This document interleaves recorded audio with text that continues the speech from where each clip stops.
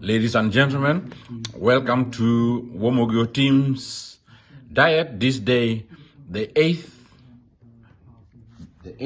of September 2022. We are basically watching the passing of the Queen, and we are sad that this has happened, but also pleased that we shall witness a big event like this, which affects the whole world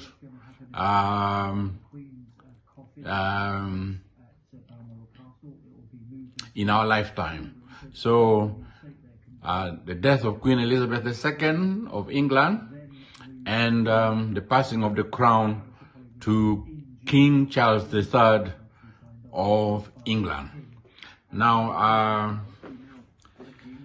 it's my dinner time, so I have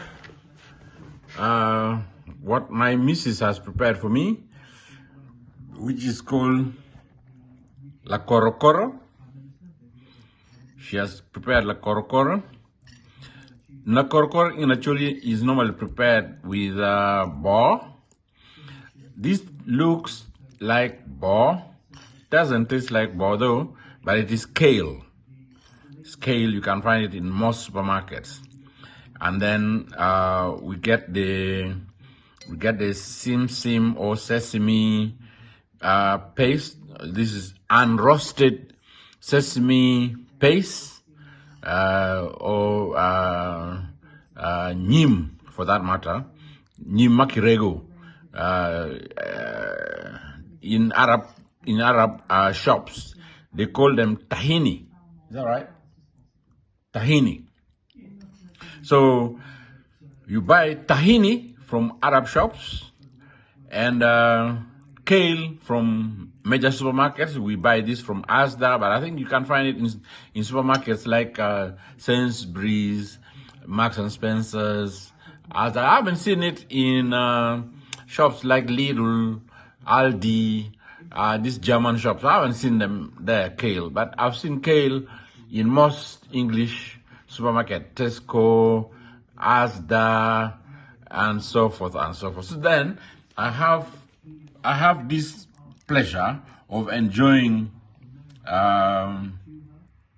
Lakotokoto today, the day of the Queen's passing, the 8th of September 2022. And of course, I have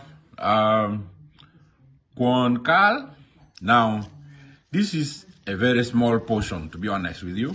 It's a very small portion because, as I told you, this week on the 5th of September 2022, the doctor came up with a bad report that my diet is poor.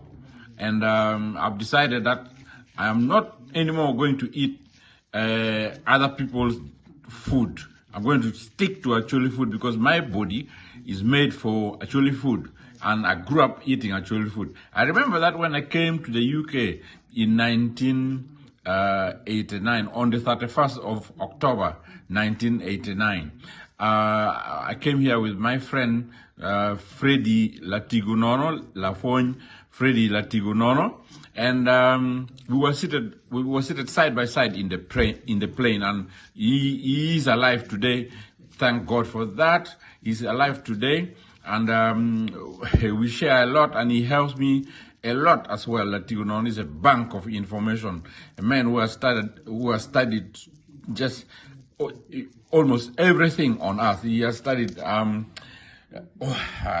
master's degrees. I don't know how many, almost 4 master's degrees, from the UK here. So we came, and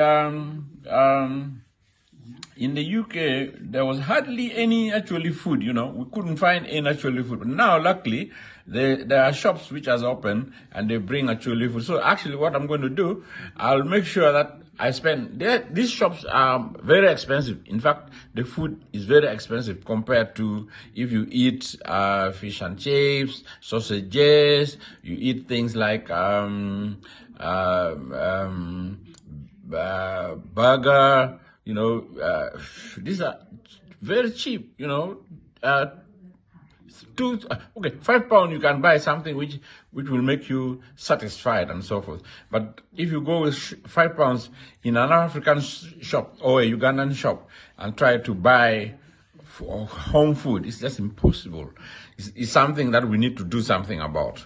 I personally would want to do something about it so that we can get the prices down a little bit. It's just they're kind of operating. There are a few shops around, but they're operating a monopoly, and the prices are just too expensive. And yet the food is good.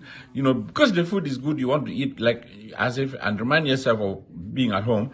You go and spend money. When you enter those shops, you come out, you have spent £80, and the thing is just in a few kavera, a few carrier bags. That's not on. If you spend £80 in a British supermarket, you will buy